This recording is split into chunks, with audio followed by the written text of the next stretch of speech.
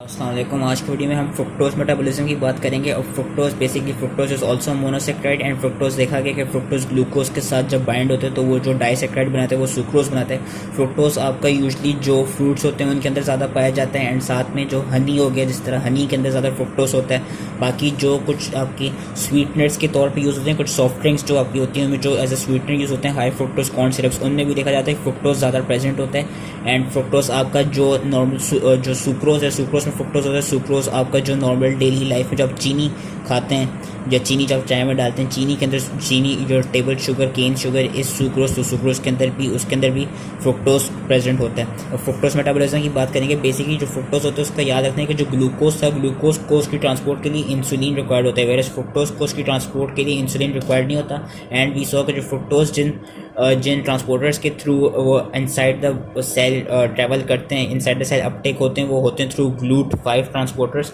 अब बेसिकली होता क्या है कि जो फ्रुक्टोज है, फ्रुक्टोज के लिए एक एंजाइम होता है जिसका नाम होता है फ्रुक्टोकाइनेज। वो उसके थ्रू फिर उसका मेटाबॉलिज्म होता है क्या कि अनलेस अगर तो बॉडी में बहुत ज़्यादा हाई क्या कहते हैं हाई स्टेट, तो मतलब हाई लेवल जो फ्रुक्टोज को किसी ने ज़्यादा डाइट में फ्रुक्टोज ज़्यादा लिया हो, ज़्यादा सुक्रोज लिया हो, ज़्यादा कोई कोल्ड ड्रिंक पी लियो या ज़्यादा चीनी वगैरह खा लियो, अगर ज़्यादा फ्रुक्टोज प्रेजेंट हो तो ये होगा कि फ्रुक्टोज पे कुछ बहुत कम एक्सटेंट पे हेक्सोकाइनेज एक्ट करेगा और हेक्सोकाइनेज फ्रुक्टोज को कन्वर्ट करेगा फ्रुक्टोज 6 फॉस्फेट में।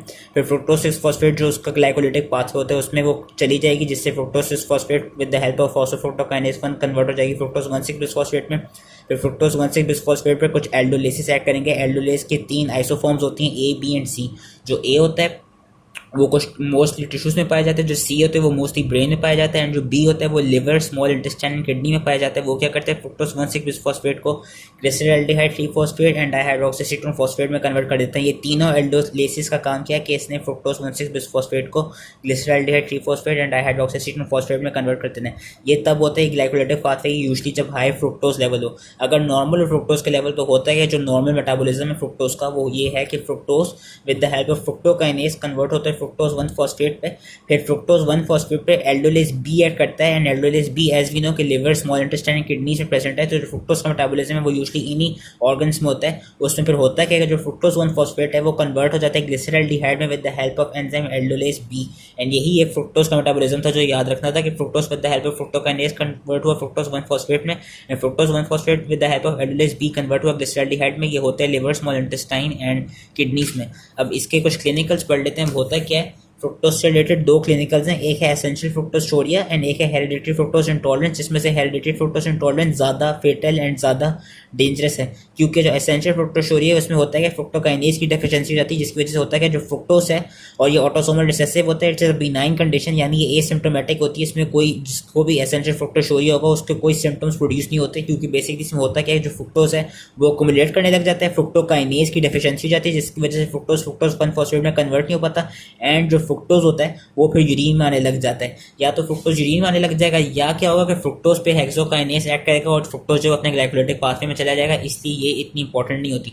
जो सबसे इंपॉर्टेंट, सबसे डेंजरस है वो है hereditary fructose intolerance which is autosomal recessive, and ये होती है it is due to deficiency of aldolase B which leads to intracellular trapping of fructose 1 phosphate. इसमें बेसिकली होता है कि जो एल्डोलेस बी है वो डेफिशिएंट हो जाता है, जिसकी वजह से फ्रुक्टोज 1 फॉस्फेट सेल्स के अंदर ज़्यादा वो होता है, ज़्यादा क्या कहते हैं जमा होने लग जाता है, ज़्यादा कॉन्सेंट्रेट हो जाता है। अब इसकी वजह से होता है क्योंकि फ्रुक्टोज 1 फॉस्फेट ज़्यादा प्रेजेंट है, तो उसकी वजह से एक तो ये होता है कि जो इनऑर्गेनिक फॉस्फेट के लेवल हैं वो डिक्रीज होने लग जाते हैं। क्यों? क्योंकि देखा कि एल्डोलेस बी जैसे ही ऐड करते हैं वैसे ही इनऑर्गेनिक फॉस्फेट निकल जाते हैं, एंड जो एटीपी है उसके लेवल बढ़ जाते हैं जब एल्डोलेस बी नॉर्मल एक्ट करो। लेकिन अगर एल्डोलेस बी की डेफिशिएंसी उसमें होगा कि जो इनऑर्गेनिक फॉस्फेट है वो भी कम प्रोड्यूस होगा, और जो एटीपी है एटीपी ज़्यादा यूजअप हो रहा होगा फ्रुक्टोज 1 फॉस्फेट कन्वर्ट होने में, इसलिए एटीपी के लेवल्स भी कम होंगे। जब ये स्टेट्स हो जाए तो उससे होता है कि सिंस इनऑर्गेनिक फॉस्फेट कम होगा उससे फॉस्फोराइलेशन कम होगी। जब फॉस्फोराइलेशन कम होगी तो जो ग्लाइकोजिनोलाइसिस है वो नहीं हो पाएगी, क्योंकि जो ग्लाइकोजन फॉस्फोराइलेस है वो एक्टिवेट नहीं हो पाएगा। जब एटीपी के लेवल्स कम होंगे, वी नो कि जो एटीपी है वो ग्लूकोनियोजेनेसिस का वो होता है, एक्टिवेटर होगा। जब एटीपी कम होगा तो ग्लूकोनियोजेनेसिस कम होगी, जिसकी वजह से बॉडी में ग्लूकोज ज़्यादा प्रोड्यूस नहीं होगी। जब ज़्यादा ग्लूकोज नहीं होगी तो इसलिए इस वाली केस में जब एल्डोलेस बी की डेफिशिएंसी होती है इसमें फिर बंदे को सिवियर हाइपोग्लाइसीमिया देखा जाता है।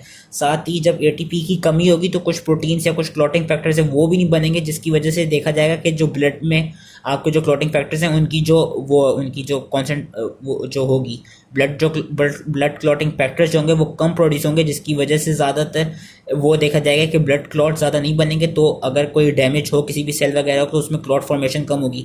बाकी इसमें ये देखा जाता है कि सिंस मैंने क्या कहते हैं हाइपोग्लाइसीमिया वाले तो बता दिया, एंड यस इसमें देखा जाता है कि सिंस एटीपी के लेवल्स लो होंगे इस स्टेट में होगा क्या कि जो एएमपी और एडीपी हैं उनके लेवल ज़्यादा इंक्रीज हुए होंगे। यूजली एएमपी जो उसके लेवल ज़्यादा राइज हुए होंगे, जिसकी वजह से होगा क्या, इस बंदे में हाइपर इन जो जिन पर्सन्स को ये वाली डेफिशिएंसी होती है उनको हाइपर यूरिसीमिया देखा जाता है। क्यों? क्योंकि जो एएमपी है वो it is a purine and वो डिग्रेड हो जाती है। जैसे वो डिग्रेड होती है वो यूरिक एसिड बनाती है, जब यूरिक एसिड ज़्यादा प्रोड्यूस होगा उससे हाइपर यूरिसीमिया होगा और इससे गाउट भी हो सकता है टू सम एक्सटेंट।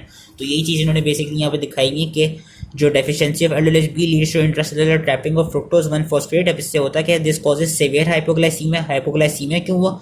क्योंकि ग्लाइकोजिनोलाइसिस नहीं हो रही। ग्लाइकोजिनोलाइसिस क्यों नहीं हो रही? क्योंकि जो इनऑर्गेनिक फॉस्फेट है वो निकल नहीं रहा, जिसकी वजह से ग्लाइकोजन फॉस्फोराइलेज एक्टिवेट नहीं हो रहा, एंड एटीपी जो है एटीपी भी कम हो रहा है, जिसकी वजह से जो ग्लूकोनियोजेनेसिस है वो नहीं हो पा रही। वॉमिटिंग भी इसीलिए होगी, जॉन्डिस होगा, हेमोराज होगा। हेमोराज क्यों होता है? क्योंकि जो क्लॉटिंग फैक्टर्स है वो कम प्रोड्यूस हो रहे होंगे। हेपेटोमेगैली होगी, रीनल डिस्फंक्शन होगा। रीनल डिस्फंक्शन क्यों होगा? क्योंकि देखा गया कि एल्डोलिस बी की जो एक साइट है, और हेपेटोमेगैली इसलिए होगी क्योंकि वो लिवर और किडनीज में प्रेजेंट होता है। हाइपर यूरिसीमिया इसलिए होगा क्योंकि मैंने कहा कि एएमपी के लेवल बड़े होंगे। जब एएमपी बढ़ा हुआ होगा उसकी वजह से उसकी डिग्रेडेशन ज़्यादा होगी, जिससे ज़्यादा यूरिक एसिड लेवल्स बढ़ेंगे। एंड लैक्टिक एसिडीमिया भी इसलिए होगा क्योंकि आपका ये कहते हैं जो लैक्टेट के लेवल है वो बढ़ होंगे। Fructose, sucrose and sorbitol can cause hepatic failure and death, and treatment is removal of fructose and sucrose from diet. इसकी ट्रीटमेंट यही होती है। ये सारा फ्रुक्टोज मेटाबॉलिज्म से रिलेटेड। अब हम एक और चीज़ पढ़ते हैं जो कि थी सॉर्बिटोल की।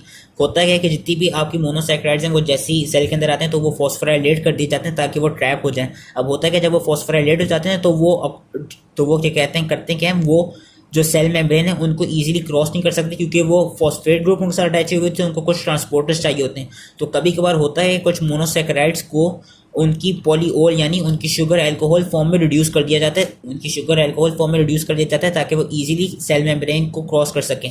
एंड इसमें जो एक इंपॉर्टेंट है जो कि ग्लूकोज के साथ होते हैं वो हम पढ़ लेते हैं। ग्लूकोज आपका कहते हैं कुछ सेल्स होते हैं आपके, जिस तरह समाइनल वेसिकल्स हो गई, ओवरीज हो गई, पेरिफेरल नर्व्स हो गई, किडनीज हो गए, लेंस हो गए या कॉर्निया हो गए। यहाँ पे एक एंजाइम होता है एल्डोस रिडक्टेस। एल्डोस रिडक्टेस क्या कराता है इन सेल्स में, जितने भी मैंने बोले इनमें जैसे ग्लूकोज प्रेजेंट होते हैं ना, ग्लूकोज फिर एल्डोस रिडक्टेस के थ्रू कन्वर्ट हो जाता है सॉर्बिटोल में थ्रू एनएडीपीएच डिपेंडेंट रिएक्शन। अब समाइनल वेसिकल्स, क्योंकि समाइनल वेसिकल्स में ये वाला फंक्शन ज़्यादा इंपॉर्टेंट है, और ये क्यों? क्योंकि समाइनल वेसिकल्स में ही सॉर्बिटोल डिहाइड्रोजिनेस देखा गया, समाइनल वेसिकल्स में, ओवरीज में एंड लिवर में। लेकिन मोस्ट इंपॉर्टेंट समाइनल वेसिकल्स में होते हैं क्योंकि इससे देखा है कि ग्लूकोज फ्रुक्टोज में कन्वर्ट हो जाता है इस प्रोसेस के थ्रू। क्यों? क्योंकि जो समाइनल वेसिकल्स होती हैं उनके पास एक एंजाइम होता है जिसका नाम होता है सॉर्बिटोल डिहाइड्रोजिनेस। और होता क्या है, due to the presence of this enzyme जो ग्लूकोज है वो कन्वर्ट हो जाता है एक तरफ से। देख सकते हैं फ्रुक्टोज में कैसे कि पहले वो सॉर्बिटोल में कन्वर्ट हुआ थ्रू एल्डोस रिडक्टेस, फिर sorbitol with the help of sorbitol dehydrogenase convert हो जाता है फ्रुक्टोज में। एंड वीनो समाइनल वेसिकल्स में जो फ्रुक्टोज है वो फ्रुक्टोज जो सीमन होते हैं, जो सिक्रीशन होती है उसके अंदर डाला जाता है ताकि जो सीमन है, जो स्पर्म्स हैं, वो फ्रुक्टोज को as a form of energy क्या कहते हैं as a form of energy use कर सकें। एक ये थी इससे इंपॉर्टेंट चीज़। बाकी जो मैंने बतानी थी वो ये बतानी थी कि मैंने कहा जो सॉर्बिटोल डिहाइड्रोजिनेस है वो सिर्फ seminal vesicles and ovaries and liver के अंदर प्रेजेंट होता है। अब ये लेंस, कॉर्निया, नर्व्स और किडनीज के अंदर प्रेजेंट नहीं होता। तो इसकी वजह से होता क्या है कि जब भी बंदे को डायबिटीज़ होती है तो डायबिटीज़ में ये देखा गया कि डायबिटीज़ में कैटरेक्ट फॉर्मेशन हो जाती है, या डायबिटीज़ में ये देखा गया कि there is peripheral nephropathy and neuropathy. And ये सारी चीज़ें क्यों होती हैं? नेफ्रोपैथी, न्यूरोपैथी और कैटरेक्ट फॉर्मेशन ये इसलिए होती है क्योंकि जो लेंसेज हैं, नर्व्स एंड किडनीज हैं, यहाँ पे सॉर्बिटोल डिहाइड्रोजिनेस नहीं होता। तो इसकी वजह से होता क्या कि जब ब्लड में ग्लूकोज एलिवेट हुआ होगा डायबिटीज़ की वजह से, उससे होगा क्या, ग्लूकोज इन सेल्स में एक तो ट्रांसपोर्ट हो जाएगा और ग्लूकोज कन्वर्ट हो जाएगा एल्डोस रिडक्टेस से सॉर्बिटोल में। अब सिंस इनके पास सॉर्बिटोल डिहाइड्रोजिनेस नहीं है ना, तो जो सॉर्बिटोल एक्यूमुलेट किया जा रहा है due to high levels of glucose, sorbitol क्या करेगा, सॉर्बिटोल क्योंकि सेल मेम्ब्रेन को इजीली क्या कहते हैं वो नहीं कर सकता, उसके थ्रू ट्रैवल नहीं कर सकता और ये ऑस्मोटिकली एक्टिव होते हैं, तो कराता है कि सॉर्बिटोल जो वाटर है जो बाहर एनवायरनमेंट में प्रेजेंट होता है उसकी वो ऑस्मोसिस कराता है, मतलब वाटर को वो अंदर अपना सेल के अंदर इन्फ्लक्स कराता है ताकि जो ऑस्मोटिक ग्रेडियंट है वो मेंटेन रह सके। इसकी वजह से होता है कि जैसी सेल्स के अंदर ज़्यादा वाटर आने लग जाता है उससे होता है क्या कि उससे बंदे को क्या कहते हैं एडिमा हो जाता है। एंड ये लेंसेज में ही देखा गया है कि सिंस ज़्यादा वाटर आने लग जाता है एंड ज़्यादा सॉर्बिटोल होता है उससे होता है कि बंदे को कैटरैक्ट फॉर्मेशन हो जाती है लेंसेज में। एंड नर्व्स वगैरह में ही देखी गई है कि वहाँ पे पेरिफेरल न्यूरोपैथी हो जाती है। वेरियस किडनीज में देखी गई है, किडनीज में रेटिनोपैथी एंड नेफ्रोपैथी हो जाती है इस वजह से, क्योंकि वहाँ पे सॉर्बिटोल डिहाइड्रोजनेस प्रेजेंट नहीं होता। तो सॉर्बिटोल ज़्यादा जब होगा वो वाटर को कॉज कराएगा कि वाटर जाके इन्फ्लक्स हो जाए उन सेल्स के अंदर। So that was all the things related to fructose metabolism. I hope ये इजीली समझ में आ गया। यहाँ पे बस एक मैप दिखाया हुआ है, मैप उन्होंने ये दिखाया हुआ है कि फ्रुक्टोज का सुक्रोज पे सुक्रेस ऐड किया जिससे ग्लूकोज और फ्रुक्टोज निकली, फ्रुक्टोज पे फ्रुक्टोकाइनेस ऐड किया जिससे फ्रुक्टोज 1 फॉस्फेट बना, फ्रुक्टोज 1 फॉस्फेट पे एल्डोलिस बी ऐड किया जिससे dihydroxy acetone phosphate and glyceraldehyde बन जाता है। यहाँ पे शायद मैंने बताया नहीं था, एल्डोलिस बी से glyceraldehyde and dihydroxy acetone phosphate बनता है। अब डाइहाइड्रोक्सी एसीटोन फॉस्फेट की क्या फेट्स हैं कि ये तो ग्लिसरॉल्डिहाइड 3 फॉस्फेट में कन्वर्ट हो सकता है थ्रू ट्राइस फॉस्फेट आइसोमरेज, और फिर वो जो ग्लिसरॉल्डिहाइड 3 फॉस्फेट है वो या तो क्या कहते हैं थ्रू ग्लाइकोलिसिस पायरुवेट बना देगा या वो वापस डाइहाइड्रोक्सी एसीटोन फॉस्फेट में कन्वर्ट होकर फिर वो ग्लिसरॉल 3 फॉस्फेट में कन्वर्ट हो जाएगा through the help of enzyme glycerol 3 phosphate dehydrogenase. अब ग्लिसरॉल 3 फॉस्फेट क्या करेगा, हमने जो फॉस्फोलिपिड्स की मेटाबॉलिज्म की वीडियो देखी थी हमने देखा था कि ग्लिसरॉल 3 फॉस्फेट एक तो फॉस्फोग्लिसराइड्स बना सकता है, दूसरा ग्लिसरॉल 3 फॉस्फेट बिनो के टैग्स की सिंथेसिस करा लेता है। और इसी के साथ साथ यहाँ पे भी ये दिखाया हुआ है जो ग्लिसरॉल्डिहाइड है उसमें जब अल्कोहल डिहाइड्रोजनेस ऐड करता है वो ग्लिसरॉल बनाता है, ग्लिसरॉल पे अगेन ग्लिसरॉल काइनेस ऐड करते हैं जिससे ग्लिसरॉल 3 फॉस्फेट बनता है और फिर ग्लिसरॉल 3 फॉस्फेट की ये दो फेट्स होती हैं। यहाँ पे इन्होंने ये दिखाया हुआ है कि जो डाइहाइड्रोक्सी एसीटोन फॉस्फेट है अगर तो उस पर एल्डोलेस ऐड करे, क्योंकि भी हमने ग्लाइकोलिसिस में पढ़ा था कि डाइहाइड्रोक्सी एसीटोन फॉस्फेट वापस फ्रुक्टोज 1,6 बिसफॉस्फेट भी बना सकते हैं क्योंकि it was a reversible step. तो होता है कि अगर वो फ्रुक्टोज 1,6 बिसफॉस्फेट बना देते तो ये fructose 1,6 bisphosphate with the help of enzyme fructose 1,6 bisphosphatase convert हो जाएगा फ्रुक्टोज 6 फॉस्फेट में। फ्रुक्टोज 6 फॉस्फेट पे फॉस्फोग्लूकोज आइसोमरेज ऐड करेगा जिससे ग्लूकोज 6 फॉस्फेट में वो कन्वर्ट हो जाएगा। अब ग्लूकोज 6 फॉस्फेट या तो ग्लाइकोजन की फॉर्मेशन में भी जा सकता है या वो ग्लूकोनियोजेनेसिस के थ्रू ग्लूकोज 6 फॉस्फेटेज की एक्शन के थ्रू ग्लूकोज की फॉर्मेशन में भी जा सकता है। तो ये एक ओवरऑल मैप था। वैसे ये मैंने जो फ्रुक्टोज का मेटाबॉलिज्म था वो समझा दिया। आई होप इजीली समझ में आ गया एंड थैंक यू।